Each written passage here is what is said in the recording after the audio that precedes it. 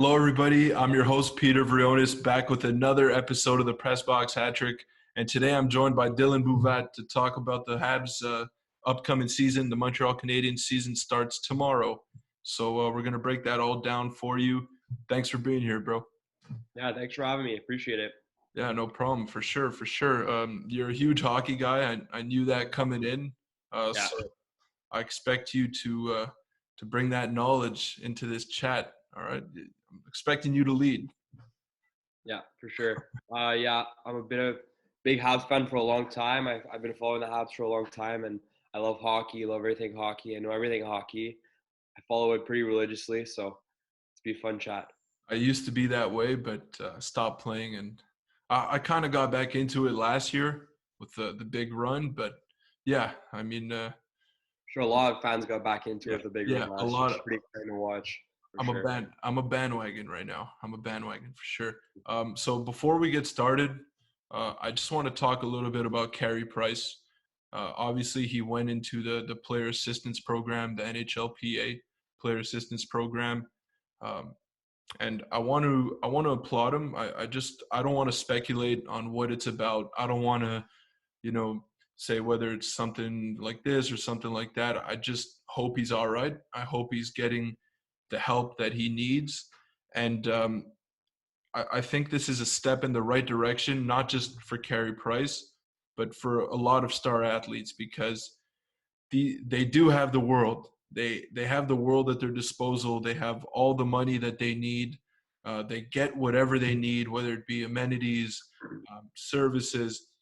But at the end of the day, they're still human beings, and for a star player to step up and get the help and notice that there is a problem, it's really setting the tone for the other players that might be hesitant to get the help. What do you think about that?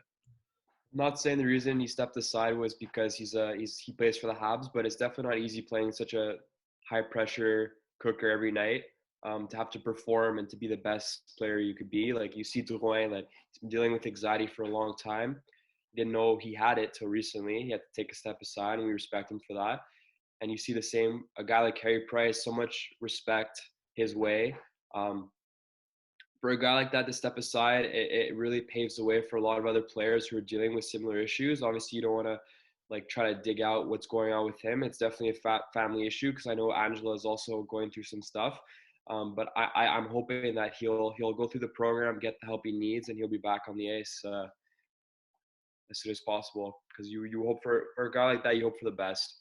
Yeah, well, you touched upon it. This is a man with three children, with a wife at home, and for him to step aside and kind of put everything on the back burner and get the help that he needs, it's a tough decision, because he's got a lot of responsibility, a lot of people counting on him, and this just shows that nothing is more important than your mental health, and all pro athletes should look in that direction. And good on Carey Price. Let's hope he gets the help he needs.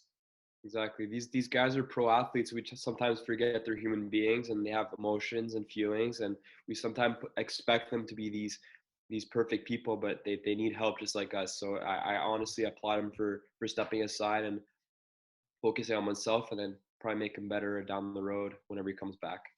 Yeah, I Obviously, agree. rush, but I agree wholeheartedly.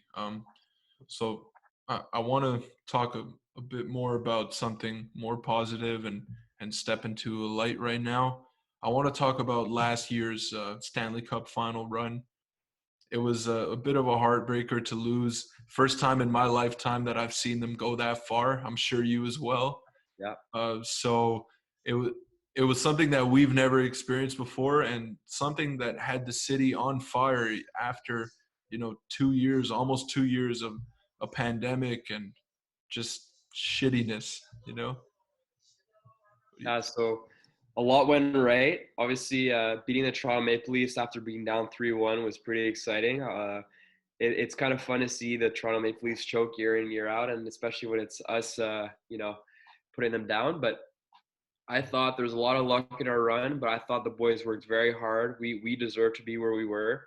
Obviously, Tampa Bay was a monster team. Their roster wasn't even fair. Like their players are they were way too good, but if you look at the series against Winnipeg, we were dominant. If you look at the series against Vegas, we controlled the play. Like we deserved to be at the finals, and it was really fun to watch. And I had my jersey on every night, supporting the boys. Honestly, it was just like you. It was the first time I see them go this far. Obviously, we had the conference finals against the Rangers. We lost to a few years back, lost Price. But aside from that, we've been a pretty mediocre team in the playoffs, and And the then this Flyers last too. year, The Flyers as well. Yeah. yeah, and even the run with Halak back in the day, that was pretty fun to watch. But Yeah. this is in recent memory. This is definitely an exciting playoff run. Definitely got fans, intense or not, back into it. Everyone was watching the boys. Millions of people watching the finals, so it was a really fun time for sure. Yeah, it was pretty incredible because they shouldn't have even been in the playoffs. It was a shortened season, expanded playoff rosters, whatever you want to call it. It was, I would say, it was a bit of a fluke that they got that far, but they got hot at the right time, and that's all you need. And when you got a guy like Carey Price on your team, you'll go as far as he can take you, right? So that was really fun to watch. Actually, for Game 6, when they beat Vegas, I started watching the game downtown outside of the Bell Center, and I couldn't see anything. I wanted to watch the game. So I went back home. I watched the game with a couple of buddies. They ended up winning, and then we ended up going back downtown. It was sick. It was one of the greatest nights of my life. And, even though I kind of fell out with hockey, it made me kind of fall back in love with it, so that was great. It was great to experience last season's run. And I think it made a lot of people get back into hockey as well. Just like similar to the Raptors, who Yeah. exploded with their fan base after they won that championship. I think a lot of Habs fans kind of crawled back as the Canadiens kept advancing because they were the underdog the entire playoffs. And to watch your local team do that well, it's just exciting. Gets you back into it for sure. Yeah. So now maybe this year, uh, there are some big expectations, but for those that follow hockey, I mean, I don't know if we can really label them as Stanley Cup contenders. It was a bit of a fluke, like I said, last year. And this year they got to play a full 82-game regular season in a tough division without their best player, without two of their best players. And yeah, so what do you think the outlook is for this upcoming season that starts tomorrow? Yeah, so like you said, we're definitely in a tougher division. I'm not saying the Canadian division wasn't a tough division, but um, the Metro division is a very, very, very tough division. We have to be better than Boston, which I think they're a very good team, but to be better than Toronto, which are a very good team, to be better than Florida Panthers, who had a phenomenal offseason. And obviously, we have to be better than Tampa Bay Lightning, who are a monster year in, year out. So are we better than those four teams ahead of us? I don't know. We might squeak into three or four, spot 3 or 4 if we're lucky. That's what I'm thinking. But for right now, honestly, um, it's going to be a tough year ahead. I have big expectations for Drouin. I think he'll have to step back in the lineup and be dominant. Um, aside from that, obviously, like you said, Carey Price is out. Jake Allen's got to step up, play probably around 50 games this season. I'm assuming, depending on how long Price is out. So a couple of players just got to, and Cole Caufield, obviously, he's a Calder favorite right now. He's going to have to play a big season, and I'll have to have a big season, step up.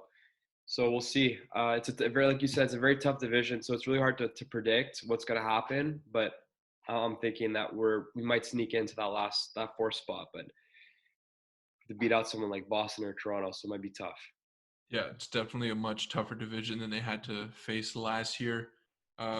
They made a couple of additions, notably Christian Dvorak, and they also lost Jesperi Kotkaniemi, which I guess the two cancel each other out. Dvorak a bit more of an experienced player at this point in time. So what did you think of that swap, essentially? It wasn't a one-for-one swap, but they ended up taking each other's spot. So what did you Oh, think of that?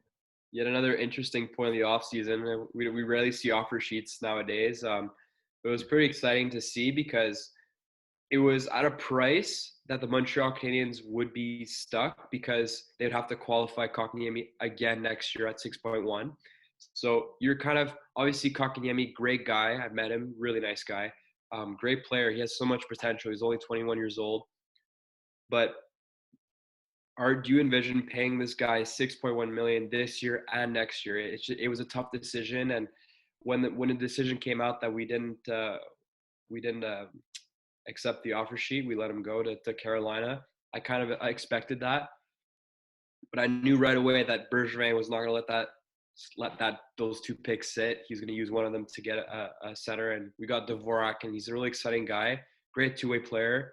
I'm very excited for him. He's great on the face-off dot. That's what we've been lacking. I find Suzuki is a very, very good center, just not great on the face-off dot. We lost Dano, which is our huge face-off guy. We lost Eric Stahl, which is a huge face-off guy. And I found that our face-off percentage wasn't great last season. So a guy like Dvorak, who's good on the face-offs, good in the defensive zone, is a really good compensation prize, I'd say, for losing Kakanyemi. Yeah, I mean, I was pretty happy with the decision to not match the offer, and I honestly think that the Carolina Hurricanes did it out of pity or out of pettiness. Sorry, just because of what we did to Christian Aho last year, Yeah. and Yeah. which whatever, good for them, but they overpaid for a third line center, so it's they got to live with that decision now. Even though he has a lot of potential, you're paying for the player that he is right now, and he's not a 6 million annual revenue type player right now. And as for Dvorak, great two-way player, like you said, all-around player, a big guy as well. What do you think? Do you think he gets over or under 40 points this season? Over 40 points for sure. Over 40 points? Over 40 under points. 50? Over under 50. Tough. I would say 50 to 55 is definitely the range I see him hitting. Okay. He's never hit 40 points, but he's obviously been in Arizona. They've been a rebuilder or partial contender. They had that Hall run the other year, but in the bubble. But aside from that, they've been a very mediocre team. So I think with wingers like plays with Gallagher, Jouet, or Anderson, he's been kind of tinkering with those guys. I'm sure he could put up at least 20 goals, 50, 55 points. I think that's what I expect from him this year. I love his defensive game because that's really what he's known for, is two-way game, great face-offs, like I said. So I expect him to kind of take on maybe that Dano role a bit, right? Suzuki's more of an offensive guy, obviously great defensively as well, but more of an offensive guy. I see Suzuki putting up maybe 60 points this year, whereas Dvorak will be more of a 50-point guy and be great in the defensive zone. So I really like that 1-2 punch of Dvorak Suzuki. It's more of our depth down the middle later on that I'm a little worried about. But Dvorak, honestly, I'm very happy with that pickup. So we'll see. And that value contract is amazing. He's making $4 million for the next 4 years. So it's amazing. I think 55 points might be a little bit of a lofty expectation for him. I could see it happening, though. Definitely going to get over 40, though. Definitely going to get over 40. Not a doubt in my mind. Another exciting thing I want to talk about is the Bell Center. And they're going to be at full capacity for home games, 21,376, whatever it is. That's amazing. That's great news. And that's one thing that the Habs really feed off of is their energy, the crowd energy, right? Yeah. So for sure. And if any of the Concordia students are listening, you get a discount for being a student. So if you want to get tickets through the Concordia website or something, I think it's like $40 for tickets. So it's ridiculous, Wow. Which is what I'm going to do for regular season games. So it's really exciting. But yeah, for sure, to have a full Bell Center again is going to be electrifying. To watch it, even to watch it on TV, you could tell the atmosphere wasn't quite the same when you're watching hockey. So to have all the fans back in the stands is going to be huge for the boys. And I think it's going to be – I can't wait to go to a game. I'm like really excited. Yeah, the Bell Center is electric when it's filled to the brim. And we need that. We need that back in town because it's the only thing we got sports-wise. I mean, exactly. Look, I like football, but the Alouettes just don't cut it for me, man. You know? What about the Impact? They're not even the Impact anymore. You can't even call them that. So yeah, no, I'm not a big CF Montreal guy, not a big Alouettes guy. So having the Habs back and having them filled to capacity, it's going to be sick for sure. And we also got some pretty good news today as well. Nick Suzuki re-signing 8 years, $63 million, I believe. The Yeah. annual revenue of That's like, great, William. yeah, 7.875, right? Something like that. Yeah. So what do you make of that deal? Good deal or bad deal? Oh, I love it. I love it. And if you look on Twitter, everyone's loving the deal too because you could just see how electrifying this guy is. He's like I said, offensive guy, but in his own zone, he's very solid. He's a great at intercepting passes. Poke checks are great. Honestly, great all around 200-foot player. I'm excited to see. He's only 22 years old. Obviously, right now, is he worth that next season? No. But is he going to be worth that in 3 years? Absolutely. This is going to be a bargain deal. It's an 8-year deal, so you got to pay a little more for that player because you're paying for his potential. Honestly, I love this guy. He's a number one center for years to come. So I was very happy to hear that deal. And obviously, you don't want a guy like that getting offer sheeted. So get out of the way right away was really nice. Yeah, for sure. Like you said, you're not paying him for the player that he is right now. You're paying him for the player that he's going to be down the line in a couple of years. And we've seen the other younger players around the league get paid, and they get paid early because they want to avoid that offer sheet. So you see guys like, Cale Makar signing 9-year deals. A bunch of other young stars are signing these long-term deals before they even test free agency, just so they can get that out of the way, get the arbitration out of the way, all the stuff that franchises dread. They're getting their young stars locked up early, which I'm liking.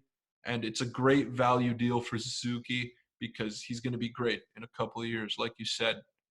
I agree, 100%. Yeah, great deal. Honestly, I'm worried what Caufield's gonna want on his deal when he's up. If he's putting up like 30 goal seasons. But right now, I'm happy with Suzuki. I was pumped to hear the deal go through this morning, and I love the player. So we'll see what he brings this season. And like I said, I'm expecting around 60 points for him in a full season this season. So we'll see.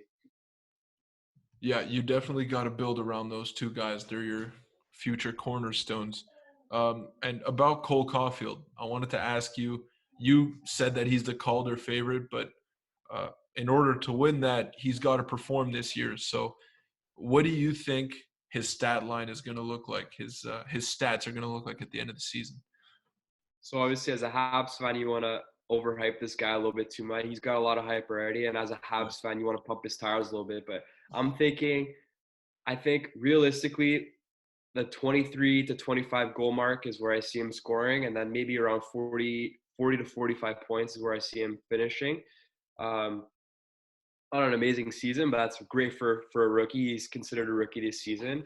I think guys, honestly, like Spencer Knight of the Florida Panthers, he's going to be a guy to look out for, the goaltender. Amazing player. Trevor Ziegris of the Anaheim Ducks is another guy that's really, really solid, another American guy. They played together at the World Juniors. They were great together. Um, and a guy like Lucas Raymond from the Detroit Red Wings, like he's looking insane as well. I watched a few preseason games. He looks like a NHL veteran. So is it a lock for Calder? No. Is he a favorite? Definitely. He's definitely have that postseason run. Definitely gets him a bit of taste of the NHL. He looked pretty solid. He was playing in our top six the whole time, and he was finishing plays. He was shooting. He was passing. He looked very good. So you can't you wouldn't be able to know this guy's only 5'6", but he's definitely playing well. So I'm excited to see, and I'm thinking like I said, around the 40-45 point mark is where I see him finishing this year. Yeah, I think that sounds about right. He's definitely going to get a ton of opportunities on this Canadiens team, a young squad, missing a lot of vet players.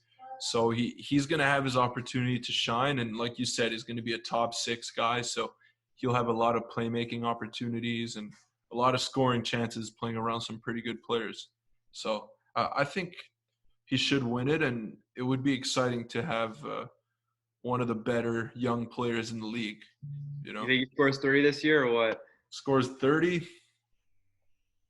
And I'm gonna be a homer right now. So yeah, fuck it, why not? Yeah, 30. All right. 32 goals for Cobb. 32 goals. Okay, cool. Don't mark me on that though. I'm not sure, but inside of me, I want him. I want him to score 32 goals, but don't Don't put me down for that. I'm not gonna bet on that. It's fun That's for to sure. predict. Yeah, yeah, Look back at the end of the season, see what we said. yeah. You don't know. He could score 40. He could go off. You know, him, Foley and Suzuki are stellar line. They're money last year, so you never know what True. happens. That's true. You never know. I mean, it's hard to predict these. If we could predict all these things, we'd all be millionaires and I'll be wouldn't millionaires. need anything. Exactly. Yeah. So, another question that I want to ask you is about Ryan Poehling, who was kind of like a flash in the pan for the Canadiens. He came up the final game of the season a couple years ago, scored a hat trick. Everyone thought he was going to be like the next Crosby, and then just didn't pan out the next year. Got sent down to the minors, was kind of in and out of the lineup, inconsistent. So with a lot of players missing this year, do you think he has a spot on this team? And if he does, what do you think his role is going to be? I don't think he has a spot on this team right now. I don't think he impressed too much in the preseason. I don't think he had that urgency I was looking for him. I feel like he's still. I'm not saying he's a lazy player, but I'm just saying I haven't seen that want, that hunger that I like to see from him. Obviously, if you look at his stats from last season, if you watched him play for the Laval Rocket last season, you saw he took a step in the right direction. His stats are really nice. He was a first line guy for them in the AHL, and I think that's where he's going to start this year. He's going to start in the AHL. He's going to have to work his way up at the lineup. We've got a couple of vets that are ready to play a bottom six role. Like we have Cedric Paquette and we have Mathieu Perreault, a couple of guys like that have earned their spot more than Poehling, I find. And he's still young, right? He's still only 23 years old, 22, 23 years old. So I don't think, for me, he hasn't earned a spot yet. How about you? I mean, I'm just going to go with your word. I haven't really been paying attention to the preseason, but yeah, I mean, the year that he came up after his hat trick against the Leafs, he was just inconsistent and couldn't stay in the lineup. So if he can't figure it out defensively, then I don't think he has a spot on the team either. I agree. Yeah. He hasn't like I say, I haven't seen that hunger from him. Like he wants to make the team or he wants to be a part of that team. So we'll see. I think he still needs a bit of development. I'm not going to say he's going to be in the AHL all year. I definitely think he's going to play some games for the Habs, but I don't think he's a lock for the opening night roster right now. Yeah, that's fair. And to close it off, I just want to add, you kind of touched upon it as well, your prediction for this year. So you said they're going to be in the 3-4 range. Maybe they could compete for that, but like a realistic, I guess playoffs included, where do you see this team finishing their season? It's so tough to say. Like I said before, the Metro division is so competitive. I don't think we're better than Tampa or Florida. I think that's the 1-2 in that division. Toronto's going to be. I don't know if they're better or worse than last year. They don't have Matthews. Matthews out of the lineup right now, so it's a big question mark. But he's not out too long. But it's tough. I think we honestly, in my prediction, I think Tampa's 1. I think Florida's 2. I think Toronto's 3, and then it's going to be us versus Boston for that number 4 spot in Metro. Boston's still a good team. They lost David Krejci, but they still look like a solid team. So it's going to be a grind. I find the Habs start out every year blazing. We're like 9-1 or 8-2 to start the year every year, and then we fall off. I'd love to see some consistency throughout the year instead of these slumps. I find we have a lot of slumps, these 7 game losing streaks. I'd love to see some consistency from the boys. But if we could land a number 4 spot in that tough Metro division, I'd be very happy. Okay. Well, a lot of those good starts that they get off to, I guess you could give that credit to Carey Price. Like he's great to start off the season typically, but but last year was a bit of an outlier. I mean, their offense was the best in the league for the first 10 games, and then they tapered off, yeah, like we're accustomed to. But yeah, I mean, you don't have Carey Price for the early part of this season at least, so you can't really bank on that. So they got to play some great all-around hockey and play that throughout the year if they want to have a shot to make the playoffs, because they're missing a lot of key players, missing a lot of key guys. So I think they're going to miss the playoffs. To be honest with you, I think so. I mean, their division is too good. It's it's really good. And you're not just playing against the Canadian teams this year. It's a full season. You got a lot of young guys that have never played a full 82. And it's hard to – it's great to say, oh, Cole Caufield's going to score 30 and Suzuki's going to score 60 points. But how can you say they've never put it together for a full 82? So it's Exactly. tough. We'll see. I mean, it'll be a great learning year for them, and getting all their guys back at full strength and getting some more chemistry under their belt. But I honestly think they missed the playoffs for this season. What I find interesting is this is Bergevin's last year as GM. He's not Yeah. under contract next season, so I feel like how the season pans out will really determine whether he stays with the team or not. So that's interesting too. But like you said, I wouldn't be surprised if they miss the playoffs. Honestly, I find defensively it's a big question mark for me. David Savard is a great defenseman. Is he a Shea Weber? No. Is Jeff Petrie going to be able to carry that defensive core? Because Romanov is very good. He's still very young and experienced. But this guy, Chris Weinman from the KHL, he's looking okay. But like, there's a lot of question marks about this team, and especially our center depth. We lost Dano, which was a huge loss. And I honestly, losing Corey Perry was a huge loss too. I was devastated when he signed with Tampa. I was so devastated. But honestly, there's a lot of question marks around this team. Did we get better? I don't think so. But we'll see. We're in the mix for sure. We're in the mix, but like you said, the Metro Division is so tough, and it's going to be tough to beat out a team like the Leafs or the Bruins. So Yeah. we'll see. Well, I'm excited though. It's hard to count out a team that made the Stanley Cup final, but there were a lot of circumstances that helped them get there.